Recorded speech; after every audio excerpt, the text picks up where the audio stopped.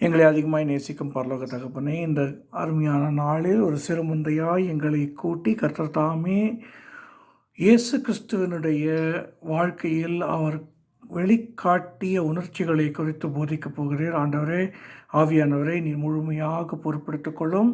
பிள்ளைகளுடைய செவிகள், இதை கேட்கிறவருடைய செவிகள் விருத்த சேதனமுள்ள செவிகளாகவும், அடியேனுடைய நாவை விருத்த சேதனமுள்ள நாவாகவும் மாற்றி கர்த்தர் தாமே இந்த செஷன் மூலமாக மகிமைப்படுகிறாக. நாங்கள் இயேசு கிறிஸ்துவை மகிமைப்படுத்த, இயேசு கிறிஸ்துவின் ராஜ்யத்தை விரிவாக்க இந்த காரியங்களை செய்கிறோம் என்று அறிக்கையிடுகிறோம். மீட்பும் ரட்சகருமாம் இயேசு கிறிஸ்துவின் நாமத்தினாலே ஜெபிக்கிறோம் பிதாவே, ஆமென்.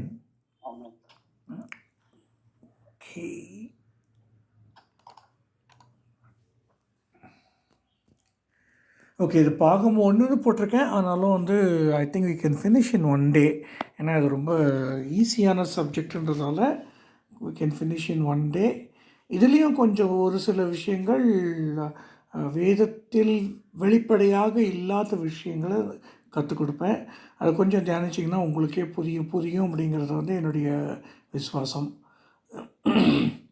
ஓகே, உங்களை தியானிச்சுட்டு வர சொல்லியிருந்தேன். ஏதாவது ஒரு இது எடுத்து தியானிச்சுட்டு வந்தீங்களா நீங்கள்? எல்லாத்தையுமே படிச்சு பார்த்தேன் பிரதர். நான் எல்லாமே படிச்சேன். அது ரொம்ப இம்ப்ரெஸ் பண்ணது நூற்றுக்கு அதிபதி தான். நூற்றுக்கு அதிபதி தான். ஓகே, ஆச்சரியப்பட்டார் இல்லையா? ஒரு திமிர்த்தனமா அவன் பேசுறத இவ்வளவு ரொம்ப சூப்பரா மெச்சுக்கிறாரு அப்படின்னு சொல்லிட்டு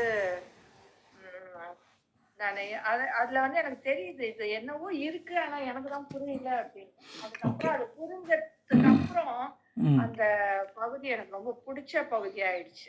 ஓகே,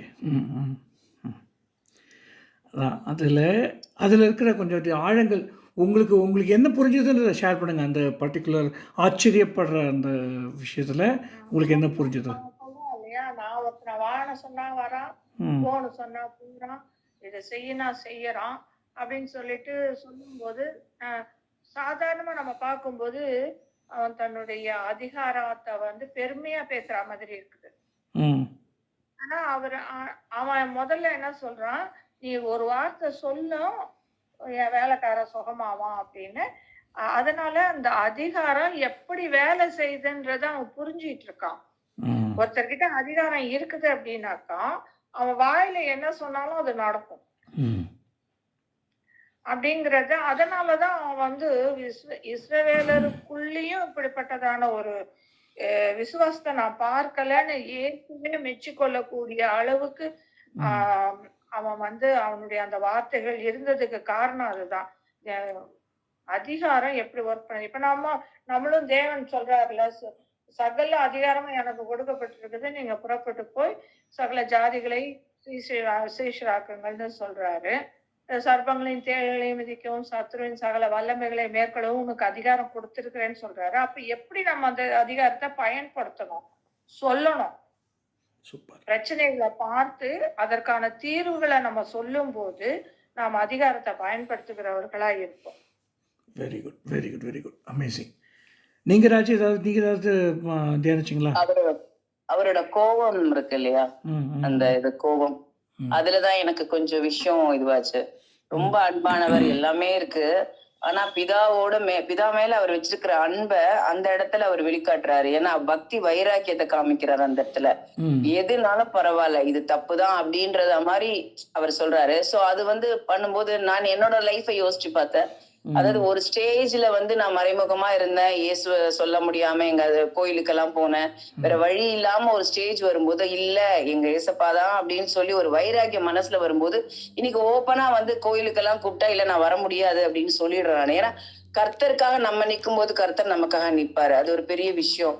சோ அந்த இடத்துல ஆண்டவர் அங்க ஒரு பக்தி வைராக்கியம், ஒரு மனுஷன் எப்படி இருக்கணும், பிதா மேல இருக்கிற அன்பு அவர் வெளிப்பா. அது கோவம்னு ஒரு தவறான காரியம் மத்தவங்க சொன்னா கூட அந்த பக்தி வைராக்கியத்தை அந்த இடத்துல காமிக்கிறார் ஆண்டவர். மனுஷங்க எப்படி இருக்கணும், தனக்காக, அதாவது கடவுளுக்காக எப்படி நிக்கணும், என்ன ஆனாலும் சரி அப்படின்னு நிக்கணுங்கிற ஒரு விஷயத்த அங்க காமிக்கிறார். இது மத்தவங்களுக்கு எப்படி ஆக்டிவேட் ஆகுதோ, புறஜாதியில இருந்து வந்தவங்களுக்கு ரொம்ப ப்ராப்ளம்ஸ் இருக்கும். அதுவும் ஒரு ஒரு எப்படி சொல்றது, திருமண பந்தத்துல இருக்கும்போது அதெல்லாம் எவ்வளவு பிரச்சனை இருக்கு அப்படிங்கறது நான் லைஃப்ல நான் ஃபேஸ் பண்ணியிருக்கேன். சோ ஆனாலும் எங்க அப்பா தான் அப்படிங்கிற ஒரு முடிவுக்கு போது தேவன் எல்லா விஷயங்களையும் எனக்கு பாசிட்டிவா ஆக்கிட்டு வந்துட்டு இருக்கிறாரு. சொல்லணும்னா எப்படி சொல்றது, ஒரு இதுதான், இவரை தவிர நான் யாரையும் கும்பிட மாட்டேன், எங்க அப்பா இவர் தான் அப்படின்னு நான் நிக்கும் போது எனக்காக அவர் நிக்கிறத நிறைய இடத்துல பாக்குறேன். அன்னைக்கே ஆண்டவர் அவரோட வைராக்கியத்தை, பக்தி வைராக்கியத்தை, என் பிதாவை இப்படி செய்றீங்களாங்கிற அவர் காமிச்சிருக்காருன்னு நான் ஃபீல் பண்றேன். Very good, very good, very good, amazing, amazing. எப்போவுமே வேதத்தை படிக்கும் பொழுது it should relate to your own life. அப்போது இன்னும் ஆழமாக புரியும், ஆழமாக நம்முடைய இருதய பலகையில் எழுதப்படும்.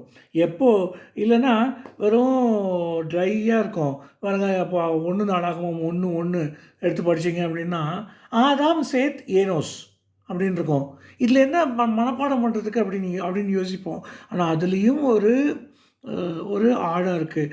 ஆதாம், ஏவாள், காயின், அதெல்லாம் ஆபேல், காயின், அதெல்லாம் வெறும்னா ஆதாம் சேத் ஏனோஸ் மட்டும் இருக்கிறதுக்கு ஒரு ரீசன் இருக்குது. அந்த ரீசனை கண்டுபிடிச்சி அதை நம்மளுடைய வாழ்க்கையோட ரிலேட் பண்ணி நம்ம படிக்கும் பொழுது இதய பலகையில் அழகாக எழுதப்படும். அருமையாக சொன்னீங்க ராஜா. அண்ணா, நீங்கள் ஜாயின் பண்ணியிருக்கீங்க, நான் பார்த்தேன். நீங்கள் ஏதாவது தியானிச்சுட்டு வந்திருக்கீங்களா? நான் படிச்சேன் பிரதர், எல்லா பகுதியும் படிச்சேன். ஓகே. தியானம் ஏதோ ஒண்ணு வந்துச்சுங்க அந்த ஃபர்ஸ்ட் ஆச்சரியப்பட்டுன்றது. அதுல எனக்கு ஆச்சரியம் என்னன்னா, இஸ்ரவேலர் ஒருத்தர் விசுவாசிக்கிறாரு அப்படின்றதுதான். இஸ்ரவேலருக்குள்ளும் இப்படிப்பட்ட விசுவாசத்தை காணவில்லை அப்படிங்கிறாரு. ஏன்னா அவன் ரோம நூற்றுக்கு அதிபதி, அதனால. ஓகே, அது எனக்கு okay, very good, very good, amazing. Okay, சரி, will continue the session. Okay, Yesu கிறிஸ்துவின் 7 குணாதிசயங்களும் 3வது குணாதிசயத்தில் இருக்கோம் நம்ம. இயேசு கிறிஸ்து தன் ஊழியத்தில் வெளிப்படுத்தி உணர்ச்சியின் ஆழங்கள் அப்படின்ற தலைப்பில் ஒரு 7 விஷயங்கள் பிக் பண்ணி உங்களுக்கு கொடுக்க போகிறேன். நிறைய இருக்குது, அதில் 7 மட்டும் பிக் பண்ணி கொடுக்குறோம். எதுக்காக அப்படின்னா ஒரு சாம்பிள் கொடுத்தா போதும் அப்படிங்கிறதால. எதனால் இதை நாம் பார்க்க வேண்டும் அப்படின்னா, இயேசு கிறிஸ்து இந்த உலகத்தில் இருந்தபோது 100% ஹியூமனாக இருந்தார். அவர்கிட்ட டிவைன் டிவினிட்டி இருந்தது, தேவத்துவம் இருந்தானால் அவர் தேவத்துவத்தை விட்டு, அதாவது அடுத்த டாப்பிக்கே தேவத்துவத்தை விட்டு ஊழியம் செய்ய வந்த இயேசு கிறிஸ்து அப்படின்னு போட்டிருக்கிறோம். தேவத்துவத்தை விட்டு அவர் இங்கே மாம்ச சாயலாக, பாவ மாம்ச சாயலாக அவர் இருந்த பொழுது அவருக்கு நமக்கு இருக்கிற அதே உணர்ச்சிகள், நமக்கு இருக்கிற அதே கோபம், நமக்கு இருக்கிற அதே விஷயங்கள் எல்லாம் அவருக்கும் இருந்தது அப்படிங்கிறத நம்ம பார்க்க போகிறோம். 2 சந்தர்ப்பங்களில் ஆச்சரியப்பட்ட இயேசு, நூற்றுக்கு அதிபதியின் விசுவாசத்தை கண்டு ஆச்சரியப்பட்டார். அதே போல் நாசரேத் ஊரில் அவிசுவாசத்தை கண்டு ஆச்சரியப்படுகிறார். இந்த ஆச்சரியப்படுதல் அப்படிங்கிறதுல ரொம்ப முக்கியமாக நம்ம பார்க்க வேண்டியது என்னென்னா, சிருஷ்டிகர் இயேசு கிறிஸ்து. ஓகே, நம்ம எல்லாரையும் படைத்தவர் இயேசு கிறிஸ்து. ஆனால் அவர் ஆச்சரியப்படுறாரு அப்படின்னா என்ன அர்த்தம்னா, he has not created as like a robo. ஒரு ரோபோ மாதிரி நீ இதை செய்ய அப்படின்னு சொல்லிட்டு அனுப்பிவிடல. நமக்குன்னு ஒரு ஃப்ரீ வில் கொடுத்துருக்காரு. நீவன் இதை செய்ய வேண்டும், இதை செய்யலாம், நீ இதை செய்யக்கூடாது அப்படின்ற சூஸ் பண்ணுற, அப்படியே அதை தேர்ந்தெடுக்கும் அந்த ஃப்ரீ வில் அப்படின்னு சொல்கிற அந்த சித்தத்தை நமக்கு கொடுத்திருக்கிறார். அதனால தான் ஒரு ரோமன் நூற்றுக்கு அதிபதி அதிகாரத்தை பற்றி பேசும்பொழுது இயேசு ஆச்சரியப்படுறார். வாவ், இப்படிப்பட்ட விசுவாசத்தை நான் இஸ்ரவேலருக்குள்ளும் காணவில்லை அப்படின்னு ரொம்ப அழகாக அவர் ஆச்சரியப்படுறாரு. ஏன்னா அவன் என்ன தெரிந்தெடுத்தான் அப்படின்னா, அதிகாரம்னா எனக்கு என்னன்னு தெரியும், ஆனால் நீர் என்னுடைய வீட்டுக்கு நான் கூப்பிட்டு நீர் என்னுடைய வீட்டுக்கு வர்றதுன்றது அது தேவையே இல்லை. அப்போது நீர் என்னுடைய at my beck and call ஆனா மாதிரி you will come as I call அப்படின்ற மாதிரி ஆகிடும்பா. வேண்டாம், நீ ஒரே ஒரு வார்த்தை சொல்லுங்கள், என்னுடைய என்னுடைய குமாரன் குணமடைவான் அல்லது என்னுடைய வேலைக்காரன் குணமடைவான். இதுவும் யோவானில் வர 2ஆம் அதிகாரத்தில் இருக்கிறதும் ஒன்று அப்படின்னு சில ஆராய்ச்சியாளர்கள் சொல்வார்கள். அதனால தான் குமாரன் அப்படின்னு சொல்லிட்டு உங்களுக்கு நான் சொன்ன வேலைக்காரன், பிரியமாக இருந்த வேலைக்காரன் அப்படின்றது வந்து லூக்காவில் வருது அப்படின்றத வந்து நம்ம பார்க்குறோம். அப்போது நமக்கு ஒரு சித்தத்தை கொடுத்து you can pick and choose good or bad அப்படிங்கிறத கொடுக்குறாரு. நாம் என்ன பண்ணுறோம், நம்மளுடைய வாழ்க்கையில் என்ன பண்ணுறோம் அப்படின்னா, இயேசுவை நீங்கள் எங்கே 2 பேர் 3 பேர் என்னுடைய நாமத்தில் கூடியிருக்கிறார்களோ அவர்கள் மத்தியில் நான் இருப்பேன் அப்படின்னு இயேசு சொன்னாரா? ஆமாம் சொன்னார். ஓகே. ஆனால் அவருக்கு சித்தமில்லாத இடத்துல போயிட்டு இயேசுவின் நாமத்தில் வாரம் ஆண்டவரே அப்படின்னு சொல்லிட்டு இறக்கிக்கிட்டு இருந்தோம். இயேசு இறக்கிட்டு இருந்தோன்னா என்ன ஆகும்னா, இயேசு வந்து வேதனைப்படுவாருங்க. அங்கே வேதனைப்படுவாங்க. அற்புதத்துக்கு பதிலாக அவர் ஆச்சரியப்படுவதற்கு பதிலாக அவர் மன வருத்தப்படுவார் என்பதை நாம் அறிந்து கொள்ள வேண்டும். இது ஏன் இப்போது ஸ்ட்ரெஸ் பண்ணி சொல்கிறேன் அப்படின்னா, ஒரு பிரபலமான ஊழியக்காரர் ரவி சக்கரியாஸ் அப்படின்னு ஒரு பிரபலமான அப்பாலஜெட்டிக் மினிஸ்ட்ரி பண்ண ஊழியக்காரர். ஆனால் கடைசியில் அவர் இறந்ததுக்கு அப்புறமா அவருடைய வேசித்தனங்கள் வெளியில் வந்தது. அவர் வந்து ப்ரே பண்ணிவிட்டு வேசித்தனம் பண்ணுவாராம். எப்படி? ப்ரேயர் பண்ணிவிட்டு நல்ல இயேசுவின் நாமத்திலே ஜெபிக்கிறோம் பிதாவை, இப்பொழுது நாங்கள் செய்ய போகும் இந்த வேசித்தனை ஆசீர்வதியும் பிதாவேன்னு சொல்லிட்டு போயிட்டு வேசித்தனம் பண்ணுவாராம். இப்படிப்பட்ட ஒரு தேவையற்ற விஷயத்துக்காக இயேசுவை வந்து நம்ம வந்து கூப்பிடுறது எவ்வளோ பெரிய பாவம்ன்றதே அவருக்கு அறியாமல் பண்ணியிருக்கிறாரே அப்படின்னு நினைக்கும் பொழுது நமக்கு வந்து ரொம்ப சங்கடமாக இருக்கிறது. இப்போது அதை பார்த்து இயேசு என்ன பண்ண, இயேசு அங்கே இருப்பாரா? இருப்பார். அவர் பாதாளத்தையும் நிரப்புகிறவர், அவர் பரலோகத்திலே இருக்கிறவர், சமுத்திரத்தின் ஆழங்களிலும் இருக்கிறவர். அவர் அங்கே இருப்பார். ஆனால் அவர் சந்தோஷமாக இருப்பாரா, துக்கமாக இருப்பாரா? இப்போ அவர் சந்தோஷமாக இருக்கணும், அவர் வந்து நம்முடைய விசுவாசத்தை கண்டு ஆச்சரியப்படணும் அப்படின்னா நம்முடைய விசுவாசத்தை நாம் வளர்த்து கொள்ள வேண்டும் அப்படிங்கிறது ரொம்ப ரொம்ப முக்கியம். நம்ம கடுகு விதையளவு விசுவாசம் இருந்தால் போதும் அப்படின்னு ஆண்டவர் சொல்கிறாரு. எங்களுடைய விசுவாசத்தை வர்த்திக்க பண்ணணும்னு சொன்னபோது சொன்னார், அந்த கடுகு விதையளவாவது நமக்கு விசுவாசம் இருக்குதா அப்படின்றத நம்ம வந்து சோதித்து பார்க்கணும். நம்மை நாமே திறனாய்ந்து கொண்டே இருக்க வேண்டும் அப்படிங்கிறது வந்து ரொம்ப முக்கியம். அவிசுவாசத்தை கண்டு ஆச்சரியப்பட்ட இயேசு கிறிஸ்து இங்கே நாசரேத்து ஊரார் அவிசுவாசப்பட்டார்கள். எந்த ஒரு தீர்க்கதரிசி அவனுடைய ஊரில் மகிமை பெற மாட்டான் அப்படின்ற அந்த ஒரு காரியத்தை சொல்லிட்டு அவர்களுடைய அவிசுவாசத்தின் நிமித்தம் சிலரை மட்டும் குணமாக்கி விட்டு அங்கேருந்து கிளம்பி போகிறத நம்ம பார்க்குறோம். ஸோ அவிசுவாசத்தை குறித்தும் ஆச்சரியப்படுகிறார். ஏனென்றால் he has given us that free will, சித்தத்தை நமக்கு கொடுத்துருக்கிறார். நீ இது நல்லது இது கெட்டது அப்படின்னு நீ வந்து சூஸ் பண்ணலாம் அப்படின்ற அந்த ஃப்ரீ குட் வில் அவர் கொடுத்துருக்கிறதுனால நம்ம வந்து அந்த ஆச்சரியப்படுற இயேசுவை நாம் காண்கிறோம். அவர் சிருஷ்டிகர், அவருக்கு எல்லாமே தெரியுமா, சர்வஞானியா? ஆமாம். ஆனாலும் is given the free will. அதை புரிஞ்சுக்கோங்க. அவருக்கு நான் இது செய்ய போகிறேன்னு தெரியுமா அவருக்கு அப்படின்னு யாராவது இது பண்ணாங்கன்னா, no is giving you the free will. First thing, உனக்கு முதல்ல வந்து அவர் வந்து சித்தத்தை கொடுத்துருக்கிறான்றதை புரிஞ்சுக்கோ. அவர் தேவையில்லாமல் சேலஞ்ச் பண்ணாத அப்படின்றத வந்து நம்ம வந்து புரிஞ்சுக்கணும்.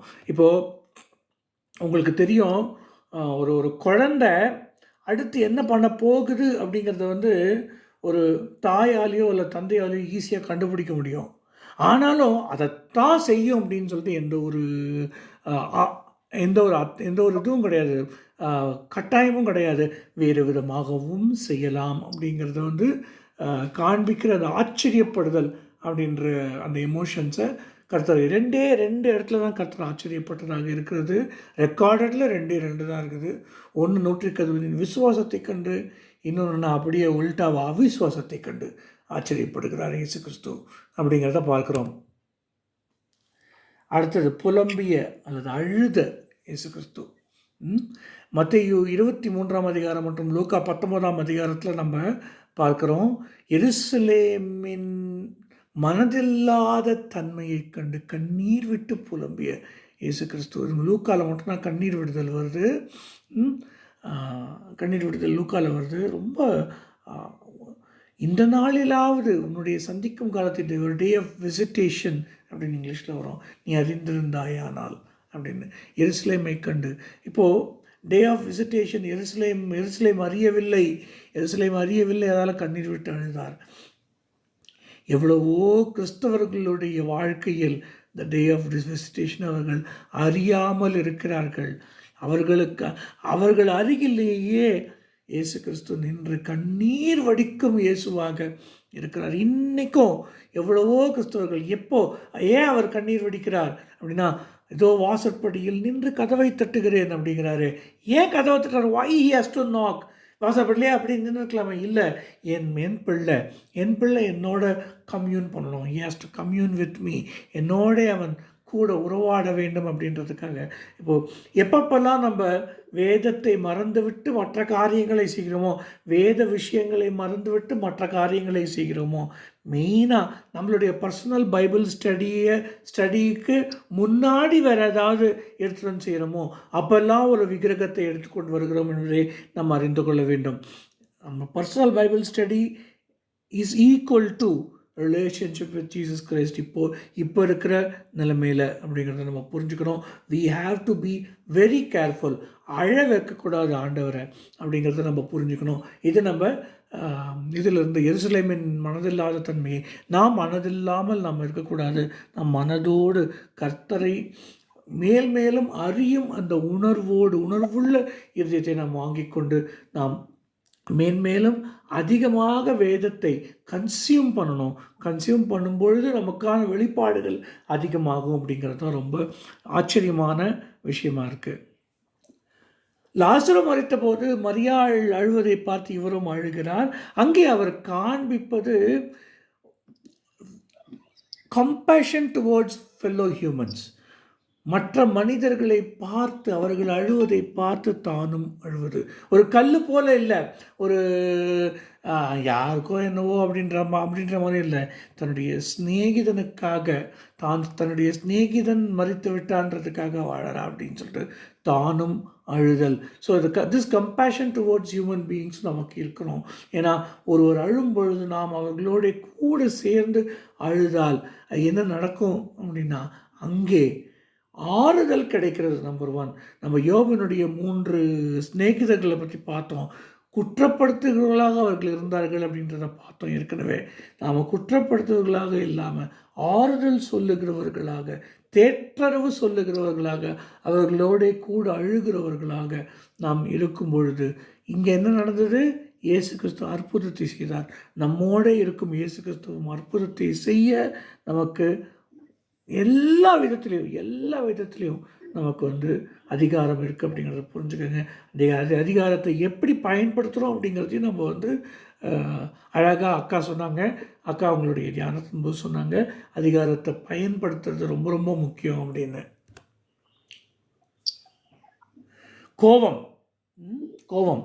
கோபத்தில் நான் உங்களுக்கு கொடுத்தது யோவான்லேருந்து மட்டும் கொடுத்தேன். அது முதல் முறை தேவாலயத்தை சுத்திகரித்தல். அவர் 2 முறை தேவாலயத்தை சுத்திகரித்ததாக வேதாராய்ச்சியாளர்கள் சொல்கிறார்கள். சிலர் யோவானில் முன்னாடியே எழுதிட்டார், அதனால தான் அப்படிம்பாங்க. நம்ம 2 முறைன்னே வச்சுக்கலாம். ஏன்னா மற்ற முறைகளில் சவுக்கு வரல. ஓகே, ஒரு சவுக்கை உண்டு பண்ணின்னு வரல. யோவானில் மட்டும்தான் சவுக்கை உண்டு பண்ணி அப்படிங்கிறது வருது. முதல்ல சவுக்கால் அடிச்சுட்டு அதுக்கப்புறம் அடுத்த வாட்டி வரும்போது சவுக்கால் அடிக்கலை அவர். ஓகே, அடுத்த வாட்டி வரும்போது காசுக்காரர் பலகைகளை கவிழ்த்து புறாவிற்கிறவர்களை நோக்கி இதெல்லாம் எடுத்துகிட்டு போங்க அப்படின்னு சொல்கிறதான் வருது. அப்போது தேவாலயத்தை சுத்திகரித்த இயேசு கிறிஸ்து, இப்போ தேவாலயம் என்பது திருச்சபையாராகிய நாமே தேவாலயமாக இருக்கிறோம் அப்படின்னு நம்மளுக்கு 1 கொரிந்தியர் 3:16 நம்ம படிக்கிறோம். நீங்களே தேவாலயம் அப்படின்னு படிக்கிறோம். ஆனால் திருச்சபையாகிய நாம் தேவாலயமாக இருந்து கொண்டு தேவையில்லாத விஷயங்களை நம்முடைய இருதயத்தில் நம்ம வச்சுருந்தோம்னா, தேவையில்லாத விஷயங்கள், தேவையில்லாத வைராக்கியங்கள், தேவையில்லாத சண்டைகள், தேவையில்லாத சச்சரவுகள், தேவையில்லாத எதுவுமே சமாதானத்தை கொடுக்காது, எதுவுமே தேவையில்லாதது. ஏன்னா சுவிசேஷம் நீங்கள் அறிவிக்க போகும்பொழுது ஒன்று புரிஞ்சுக்கோங்க, சமாதானத்தின் சுவிசேஷத்தை அறிவிக்க ஆயத்தம் எனும் பாதரட்சை. சமாதானத்தின் சுவிசேஷத்தை நீங்கள் அறிவிக்க முடியும். உங்களுக்குள்ளே இருக்கிற ஏக்கங்கள், உங்களுக்குள்ளே இருக்கிற தேவையில்லாத ஏக்கங்கள், உங்களுக்குள்ளே இருக்கிற தேவையில்லாத சச்சரவுகள் இதெல்லாம் இருந்தால் தயவு செஞ்சு விலக்கி எடுத்துடுங்க. இவைகள் காசுக்காரராகவோ புறாவை இருக்கிறவர்களாகவோ கர்த்தருக்காகத்தானே இந்த ஏக்கம், நான் ஏங்கிறது கர்த்தருக்காகத்தானே. இல்லை, தேவாலயத்தில் சமாதானத்தை கெடுக்கிற எதுவுமே இருக்கக்கூடாது. ஏன்னா ரொம்ப ரொம்ப முக்கியம். இவைகளை ஏன் கர்த்தர் க்ளீன் பண்ணார் அப்படின்னா, இவர்கள் வெளிப்பிரகாரத்தில் இருந்தார்கள். வெளிப்பிரகாரம் என்பது புறஜாதிகள் வர்ஷிப் பண்ணக்கூடிய, ஆராதனை செய்யக்கூடிய இடம். அந்த இடத்தை அழுக்கு பண்ணிக்கிட்டு இருந்தாங்க. அந்த இடத்தை ஆக்கிரமித்து கொண்டிருந்தார்கள். இவர்கள் எல்லாம் கர்த்தருக்காக பண்ணார்களா? ஆமாம், பலி கொடுக்கறதுக்காக தான், கர்த்தருக்காக தான் பண்ணாங்க. இல்லை, அங்கே ஆக்கிரமிக்கக்கூடாதுன்னா ஆக்கிரமிக்கக்கூடாது. அவர்கள் வெளியேறணும்னா வெளியேறணும், அவ்வளோதான். ஓகே. ஸோ நம்முடைய உடலாகிய இந்த தேவாலயத்தை நாம் பரிசுத்தப்படுத்தி கொண்டே இருக்க வேண்டும். ஒவ்வொரு நாளும் பரிசுத்தப்படுத்தி கொண்டே இருக்க வேண்டும். 7 முறை மாயக்காரரே என்று தலைவர்களை ஏசிய இயேசு இதில் இன்டெப்த் டீட்டெயில்ஸ் பண்ணோன்னா அதுக்கே எனக்கு 2 hours வேணும். ஆக்சுவலாக மத்தேயு 24ஆம் அதிகாரம் சொல்லிக் கொடுக்கும்பொழுது சொல்லிக் கொடுத்துருக்கேன் ஏற்கனவே. ஒரு 8 முறை மாயக்காரரே 7 முறை மாயக்காரரேன்னு சொல்லி கொடுத்துருப்பேன். அது 8 முறை அல்ல, 7 முறை அப்படின்னு சொல்லி கொடுத்துருப்பேன். அது முடிஞ்சதுன்னா அந்த கிளாஸை நீங்கள் கொஞ்சம் பாருங்கள். ஓகே. அடுத்தது யோவான் ஸ்நானகனின் இறப்பை அறியாத இயேசு கிறிஸ்து. மத்தேயு 14ஆம் அதிகாரத்தில் யோவான் ஸ்நானகன் சிரச்சேதம் பண்ணப்படுகிறான். யோவான் ஸ்நானகனுடைய சீஷர்கள் அவனுடைய உடலை அடக்கம் பண்ணிவிட்டு இயேசுவிடம் அறிவிக்கும் வரை அவருக்கு தெரியாதது. என்னங்க, தேவத்துவத்தை விட்டு வந்தார், அவருக்கு தெரியாதா அப்படின்னா தெரியலைங்க. அதுதான் உண்மை. அதனால தான் அவர் உடனே கிளம்பி ஒரு தனியான இடத்துக்கு போவோம் வாருங்கள்னு போயிடுறாரு. போவானா பின்னாடியே சிஷர்கள் போகிறாங்க, பின்னாடியே மக்களும் வந்துடுறாங்க. அப்போ நடந்த அற்புதம் தான் 5 அப்பம் 2 மீன்களை கொண்டு 5000 புருஷர்களுக்கு மேல்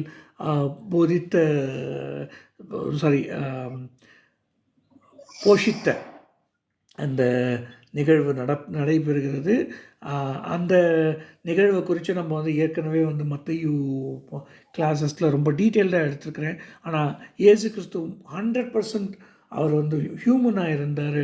அவரோட கசின் பிரதர் யார்? யோவான் ஸ்நானகன் மரியாளுடைய உறவின் முறையாளான எலிசபெத்தின் மகன். இஸ் கசின் பிரதர் அப்படிங்கிறத புரிஞ்சுக்கோங்க. அவரோட கசின் பிரதர் இருந்ததையும் அறியாத நிலைமையில் இருந்தார். அப்போது ஒரு அந்த இறப்பை தாங்கிக் கொள்ளவே முடியாது. ஏன்னா recently I last my cousin brother. Okay. என்னோட கூடவே ஒரே பிளேட்டில் சாப்பிட்டவன். இன்ஃபேக்ட் ராஜிக்கு அவனுக்கு தெரியும், பிரகாஷ்னு ராஜிக்கு அவனுக்கு தெரியும். ஓகே. ஐ லாஸ்ட் ஹிம். ஏன்னா அந்த கசின் பிரதரோட இழப்புன்றது ரொம்ப ரொம்ப கஷ்டமானது. ஜஸ்ட் 7-8 months டிஃப்ரென்ஸ் 2 பேருக்கும், அவ்வளோதான். எனக்கும் என்னோடய கசின் பிரதருக்கும் 10 months டிஃப்ரென்ஸ், அவ்வளோதான். இர்ரிப்பேரபிள் லாஸாக இருக்கும். அந்த லாஸ் கூட அவருக்கு தெரியாமல், மாம்சத்தில் இருந்ததால் அவர் மாம்சத்தில் தான் அவருக்கு தெரியாமல் ஒரு தனியான இடத்துக்கு போயிட்டு துக்கப்பட போகிறாரு. ஆனால் வனாந்திரத்துலேயும் பின்னாடியே தொட்டுட்டு வராங்க. அப்போது தன்னுடைய கசின் பிரதரோட சாவு விசாரிக்க வந்தவங்களை சாப்பிடாமல் அனுப்ப முடியுமா அப்படின்னு தனக்காக அவர் செய்த அற்புதம் தான் 5 அப்பம் 2 மீன் கொண்டு 5000 புருஷர்களுக்கு மேலானவர்களை போஷித்தது. அதே போல் 7 அப்பம் சில மீன்களை கொண்டு போஷித்ததும் யோவான் ஸ்நானகனுடைய 30வது நாள் செலோஷிம் அப்படின்ற 30வது நாளில் யோவான் ஸ்நானகன் இறந்த 30வது நாளில் போஷித்தார் அப்படிங்கிறதையும் நான் உங்களுக்கு சொல்லி கொடுத்துருக்கிறேன். இயேசு கிறிஸ்து மனுஷனாக இருந்தார் அப்படிங்கிறதுக்கு இதை விட ஒரு பெரிய எக்ஸாம்பிள் தேவை கிடையாது. மார்க் 13:32 இயேசு சொல்கிறாரு, குமாரனும் அறியார் தான் திரும்பி வரப்போகும் வேலையை குமாரனும் அறியார். இதுக்கு ஒரு அருமையான விளக்கம் என்னுடைய ஆவிக்குரிய தகப்பன் சொல்லுவார். ஏன்னா இயேசு ஓட்டவாயி அப்படிம்பார். ஏன் அப்படின்னா, எனக்கு பிதா கிட்ட கேட்டு தெரிஞ்சது எல்லாமே உங்களுக்கு சொல்லிட்டேன் அப்படின்றாரு. அதில் இயேசு ஓட்டவாயி. அதனால தான் அவர் பிதா இயேசுக்கிட்ட கூட சொல்லலை அவருடைய திரும்ப வருகையை அப்படின்னு சொல்லிட்டு. ஆனாலும் இதோடைய தாற்பயம் எதனால் குமாரன் அறியார் அப்படிங்கிறத நம்ம ஆட்டுக்குட்டியானவர் திருமணத்தில் எஸ்கட்டாலஜி கோர்ஸில் ஏற்கனவே பார்த்தோம். எப்படி இயேசு கிறிஸ்துவனுடைய ஆட்டுக்குட்டியானோட திருமணம் எப்படி யூத பாரம்பரியத்தை நிறைவேற்றப் போகிறது அப்படிங்கிறத பார்த்தோம். அதில் குமாரனுக்கும் தெரியாது யூத பாரம்பரியத்தின்படி, அதனால்தான் குமாரனும் அறியார் அப்படின்னு வந்திருக்கு அப்படிங்கிறத உங்களுக்கு ஏற்கனவே சொல்லி கொடுத்தேன். ஓகே, தெரியாதவைகளை குறித்த அச்சம், இது ரொம்ப ரொம்ப இன்ட்ரெஸ்டிங் திங். ஓகே, சிலுவையில் அவர் படப்போகும் பாடை கொடுத்து அவருக்கு தெரியுமா? தெரியும். ஆனாலும் அந்த பயம் இருக்குது பாருங்க, அவருக்கு அந்த பயம் இருந்தது. ஓகே, அதனால தான் ஹீமாட்டிட்ரோசிஸ் அப்படின்ற ஒரு உடல்நிலைக்கு அவர் உள்ளாகிறார். வியர்வை இரத்தத்தின் பெருந்துளிகளாக விழுந்த அந்த உடல் நிலை அது. நான் உங்களுக்கு இந்த WebMDலேருந்து எடுத்து கொடுத்துருக்கேன் பாருங்கள்.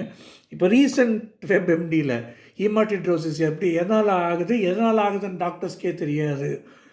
They think it could be related to body's fight or flight syndrome response. Fight or flight, போராடுவதா அல்லது ஓடுவதா அப்படின்ற அந்த ஒரு நிலைமைக்கு பாடி ரெஸ்பான்ஸ் பண்ண தெரியாமல் வியர்வையே ரத்தமாக வருகிறது. இது இயேசு கிறிஸ்துவுக்கு நடந்தது. இப்போது என்ன வரப்போகுது, அதாவது சிலுவையில் தான் படப்போகும் பாடுகள், சிலுவையில் தான் மறிக்கப் போகிறோன்றதுலாம் தெரியும். ஆனால் எவ்வளவு மோசமாக இருக்குன்னு அவருக்கு தெரியாத அந்த நிலைமை, அறியாத அச்சம், அறியாதவைகளை குறித்த அச்சம், தெரியாதவைகளை குறித்த அச்சம் அவருக்கு இருந்தது அப்படிங்கிறத நம்ம பார்க்குறோம். வஞ்சப்புகழ்ச்சி, சினிக்கல் ஐரணி அப்படின்னு சொல்லுவாங்க. சினிக்கல் ஐரணி அது பாருங்கள், யோவான் 8ஆம் அதிகாரத்தில் ஒரு வேசியை கொண்டு நிறுத்துகிறார்கள். நக்கலை சொல்லுவார், ஏவன்ட்ட பாவம் இல்லையோ முதல்ல கல்லை எறிங்கடா அப்படின்டுவார். பயங்கர நக்கல். இயேசு கிறிஸ்து சும்மா நினச்சிக்காதீங்க, பயங்கர நக்கல் அவர். ஓகே, அதில் உக்ரானக்காரன ஓமையிலையும் நம்ம பார்த்தோம். இது சினிக்கல் ஐரணி அப்படின்னு சொல்லிட்டு அவர் எந்த இடத்துலையும் அவர் அநீதியுள்ள உக்ரானக்காரன் புத்தியாய் செய்தான் என்று மெச்சிக்கொள்ளுகிறார். அதை மெச்சிக்கொள்வதாக பார்க்கக்கூடாது. எப்படி பார்க்கணும் அப்படின்னா, அதை வஞ்சப்புகழ்ச்சியாக பார்க்கணும், கம்பேரிட்டிவ்லி தான் பார்க்கணுமே தவிர அதை ஏசு சர்டிஃபை பண்ணார்னு பார்க்கக்கூடாதுன்னு ஏற்கனவே நம்ம பார்த்தோம்.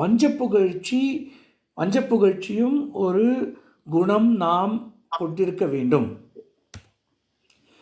கேலி மற்றும் கிண்டல் செய்த இயேசு. ஓகே, இந்த மாயக்காரரை அப்படின்ற இடத்துல ரொம்ப அழகாக, கொசு இல்லாதபடி வடிகட்டி ஒட்டகத்தை விழுங்குகிறவர்களாக இருக்கிறீர்கள். இதை கொஞ்சம் டிஃப்ரெண்ட்டாக ஒரு ஜோக் அடிக்கிறதா பாருங்கள். யாரால ஒட்டகத்தை விழுங்க முடியுமா? அவ்வளோ பெருசாக கொசுவையாவது விழுங்கிடலாம், ஒட்டகத்தை யாரால அவ்வளோ பெரிய உருவத்தை விழுங்க முடியுமா? நக்கல் அடிச்சிட்ருக்கிறாரு அப்படிங்கிறத பாருங்கள். நக்கல் அடிச்சிட்ருக்கிறாருங்க, கேலி. ஓகே, எம்மாவுஸ் என்ற 2 சீடர்களிடம் அவங்க சொல்கிறாங்க, என்னெல்லாம் நடந்தது தெரியுமா அப்படின்னு. எவைகள்? யார்? இயேசுவே. எவைகள்? வாட் ஆர் தோஸ் அப்படின்னு கேட்குறாரு. அவங்க சொல்கிறாங்க, அவர் பெரிய தீர்க்க, யாரும் இயேசுவை பற்றி இயேசுக்கிட்டே சொல்கிறது இவங்க. இந்த நக்கல் ரொம்ப இதுவாக இருக்கும். அதே போல் நாத்தான் வேலை கிண்டல் அடித்தார் இயேசு. இது நான் புதுசாக கற்றுக்கிட்டது. அதாவது நாத்தான் வேலை பிலிப்பை போய் பார்க்கும் பொழுது அந்த போர்ஷன் படிக்கலாமா? யோவான் 1:44-51 படிக்கலாமா? அது கொஞ்சம் இன்ட்ரெஸ்டிங்காக இருந்துச்சு எனக்கு படிக்கிறதுக்கு.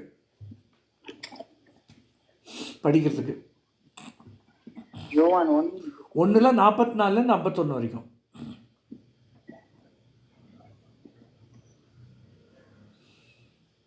பிலிப் என்பவன் அந்திரேயா பேதுரு என்பவர்களுடைய ஊராகிய பெத்சாய்தா பட்டணத்தான்.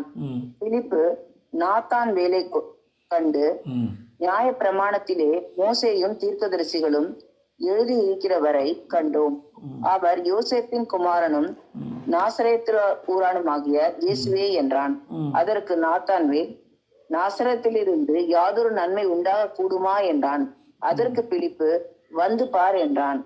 இயேசு நாத்தான்வேலை தம்மிடத்தில் வரக்கண்டு அவனை குறித்து, இதோ கபடற்ற உத்தம இஸ்ரவேலன் என்றார். போதும் பாருங்க, இங்க பாருங்க, நாத்தான்வேல் என்ன சொல்றான்? நாத்தான் என்ன சொல்றான்? நாசரேத்தூரிலிருந்து யாதொரு நன்மையும் வருமோ? அது நல்ல ஸ்டேட்மெண்ட்டா கெட்ட ஸ்டேட்மெண்ட்டா? ஒரு ஊரையே ஜெனரலைஸ்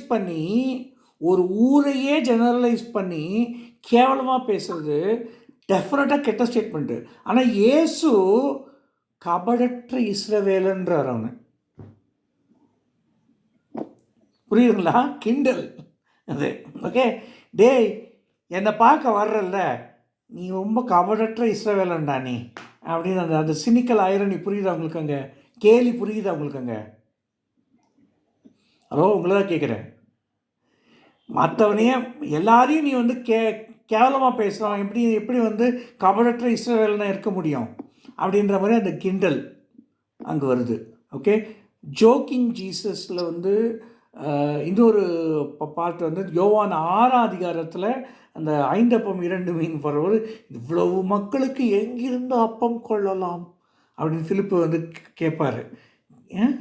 தான் செய்ய போவதை அறிந்து இயேசு கேட்குறாரு அப்படின்னு இருக்கு அந்த இடத்துல.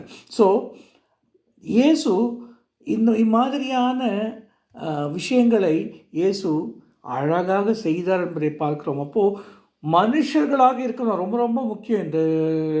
இந்த ஆட்ரிபியூட்ஸை நம்ம பார்க்குற போது ஒரு சில வேளைகளில் அடடா நமக்கு இது தெரியாமல் போச்சா, முன்னாடியே தெரிஞ்சிருந்தால் நம்ம வந்து இன்னும் சிறப்பாக செஞ்சுருக்கலாமே நம்ம அப்படின்னு நம்ம விழுந்ததாக நாம் நினைக்கும் பொழுது ஒன்று புரிஞ்சுக்கங்க, Jesus himself had certain issues.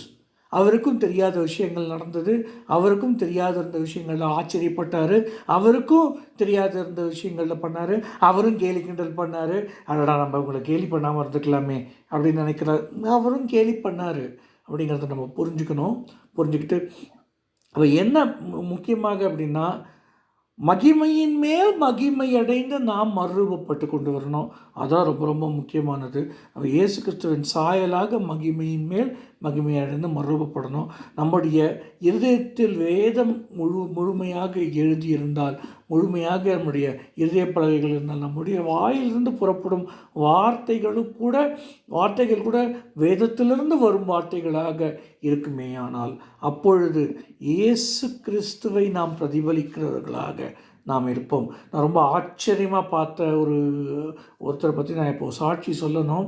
இதில் வந்து ஒருத்தரை புகழ்ச்சி பண்ணுறதுக்காக சொல்ல, ஆனால் உண்மையாக நான் பார்த்தது, நானும் ராஜா பிரதரும் ஒரு இன்ட்ரடியூஸ் ஆன கிறிஸ்டாலியா அப்படின்ற சர்ச்சுடைய பாஸ்டர். அவர் வந்து ஒரு ஸ்பெசிஃபிக் செஷன் ஒன்று எடுத்தார். அந்த செஷனில் அவர் பேசின வார்த்தைகளில் ஒன்றுமே வந்து வேதத்திலேருந்து எடுத்து பேசிகிட்டு இருந்தார். அதை வந்து அந்த செஷன் முடிஞ்சதுக்கு அப்புறம் அவர் வேதத்துலேருந்து இதை எடுத்து படிங்கன்னு சொல்லவே இல்லை. அவர் பேசினது முழுக்க வேதத்துலேருந்து எடுத்து சொன்னார். அவர் வேதத்துலேருந்து எடுத்து சொன்னார்ன்றது அந்த பிள்ளைங்களுக்கு அவர் பேசி முடிச்சதுக்கப்புறமா இது படிமா அப்படின்னு சொன்னபோது எல்லாமே வேதத்துலேருந்து வருது. பார்த்தீங்களா, இப்படி தான் உங்களுடைய வாழ்க்கையும் இருக்கணும் அப்படின்னு அவங்களுக்கு ஒரு சாட்சியாக சொன்னேன். எப்படி நீங்கள் பேச வேண்டும் என்றால் வேதத்திலிருந்து நீங்கள் பேச வேண்டும் அப்படின்றத நீங்கள் டார்கெட்டாக வச்சுக்கோங்க. உங்கள் பாஸ்டரை நீங்கள் பாருங்கள், எப்படி அவர் மகிமையின் மேல் மகிமை அடைந்து மறுரூபப்படுகிறாரோ அப்படி நீங்களும் வந்து மகிமையின் மேல் மகிமை அடைந்து மறுரூபப்படணும் அப்படின்னு சொன்னேன். ஸோ இப்படி நாம் இயேசுவை போல மாறுவதற்கு அந்த பாஸ்டர்கிட்ட சில தேவையில்லாத குணங்கள் இருக்குது. நான் அது இல்லைன்னு சொல்ல, அதை குறித்து நானும் ராஜானாவும் நிறைய வாட்டி டிஸ்கஸ் பண்ணியிருக்கோம். அது வேறு. ஆனால் எப்போ நம்முடைய வாயிலிருந்து வரும் வார்த்தைகள் வேதத்திலிருந்து வரும் வார்த்தைகளாக மாறுகின்றதோ, அப்போது ஓரளவுக்கு நம்ம மகிமை அடைகிறோம் அப்படிங்கிறத புரிஞ்சுக்கணும். தேவையில்லாத வார்த்தைகளை நாம் விடாமல் கூடுமானால் எல்லாருடன் சமாதானமாக இருந்து சமாதான கர்த்தரை நாம் அறிவிக்க வேண்டும் அப்படிங்கிறது தான் வந்து இன்றைய மெசேஜாக இருக்குது. ஏதாவது கேள்விகள் இருந்தால் கேட்கலாம்.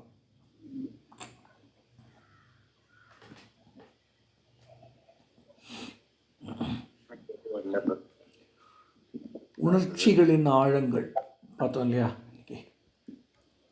வேற ஏதாவது உணர்ச்சிகள் சொல்லணும், உணர்ச்சிகள் பற்றி குறித்து உங்களுக்கு நீங்கள் தியானிச்சுக்கலாம். இதை தவிர இந்த 7 தவிர நீங்கள் ஷேர் பண்ணுறதா ஷேர் பண்ணலாம். We have another 8 minutes in the session. இல்லன்னா அது யோவான் ஸ்நானன் சொன்னீங்க இல்லையா, அவருக்கு தெரிஞ்சிருக்காது அப்படின்னு இல்லையா? அந்த வசனத்துல வந்து சொல்றாங்க அவங்க வந்து அறிவிக்கிற போது தான் அவர் வந்து தனியான இடத்துக்கு போயிடுறாரு பாருங்க. ஏன் தனியான இடத்துக்கு போனதுக்கான எக்ஸ்பிளனேஷன். பட் ஆனா இப்படி எல்லாம் நடக்கும்ங்கிறது அவருக்கு தெரியும் இல்லையா? தெரியல, அதான் சொல்றேன், தெரியாததுனால தான் அவர் தனியான இடத்துக்கு போறாரு. இப்போ ஒரு சீஷர்களோட நீங்க இருக்கிறீங்க, திடீர்னு வந்து ஒரு இந்த நியூஸ் கேட்குறாங்க, நீங்கள் என்ன பண்ணுவீங்க? You will always come out of that gathering and go to a calm place to recollect yourself. அதுதான் பண்ணுறாரு.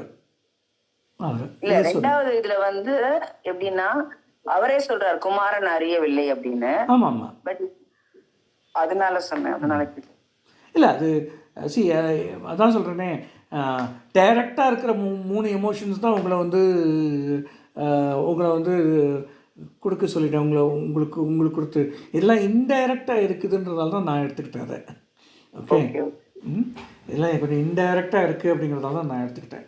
இதெல்லாம் இம்ப்ளாய்டு, இதெல்லாம் வந்து நீங்கள் பைபிளில் எழுதாது சொல்கிறீங்க பிரதர் அப்படின்னு யாராவது சொன்னீங்க அப்படின்னா ப்ளீஸ் அண்டர்ஸ்டாண்ட், சர்டன் இம்ப்ளிகேஷன்ஸ் நம்ம பைபிள்லேருந்து எடுத்து தான் ஆகணும். அது ஒன்றுமே பண்ண முடியாது. கொசுவை வடிகட்டி ஒட்டகத்தை, அது கிண்டல்லாம் இல்லை பிரதர், அது வந்து ஒரு உவமையாக சொல்கிறாரு அப்படின்னா கிண்டலான உவமை அப்படின்னு நான் சொல்கிறேன். அது வெறும் உவமைன்னு நீங்கள் சொல்கிறீங்க. Let us stop there, let us not fight over it அப்படிம்பேன் நான். பியூலாக்கா ஏதாவது கேள்வி? ஓகே ராஜாண்ணா, இல்லை பிரதர், போதுமா இந்த எமோஷன்ஸு? 7 எமோஷன்ஸு ஒரே நாளில் முடிச்சிட்டோம். நல்லா இருந்தது அண்ணா, ரொம்ப நல்லா இருந்தது. ஓகே, அதான் முதல்ல சொல்லிட்டேன். சரி, ஓகே. நம்முடைய அதாவது from one step of glory to higher step of glory, இந்த மகிமையின் மேல் மகிமை அடைதல் அப்படிங்கிறது வந்து நம்ம வந்து அதை புரிஞ்சுக்கணும். நம்ம இப்போ ஒரு 4 வருஷத்துக்கு முன்னாடி நான் டீச் பண்ண கிளாஸை நான் இப்போ கேட்டேன் அப்படின்னா எனக்கே சிரிப்பாக வருது, தப்பாக டீச் பண்ணியிருக்கேன் அப்படின்னு. ஓகேவா? அப்போ இப்போ எனக்கு மோர் ஞானம் கிடச்சிருக்கு. அப்போ பண்ணது தப்பு அப்படிங்கிறது இப்போ தோணுதுன்னா என்ன அர்த்தம்? அப்போ பண்ணது ஃபேக்சுவலி இன்கரெக்ட் அப்படிங்கிறது இப்போ தெரியுதுன்னா என்ன அர்த்தம்?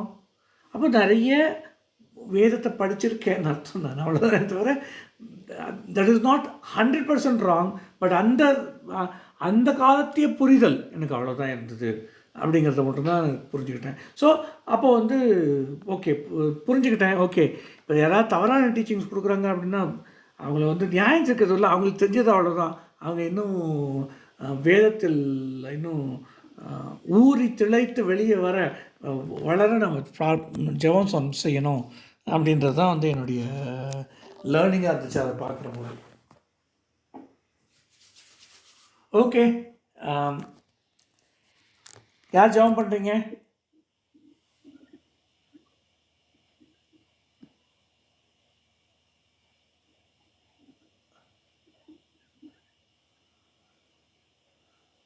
நீங்களே பண்ணுங்க பிரதர். நான் தான் ஆரம்ப ஜெபம் பண்ணேன்.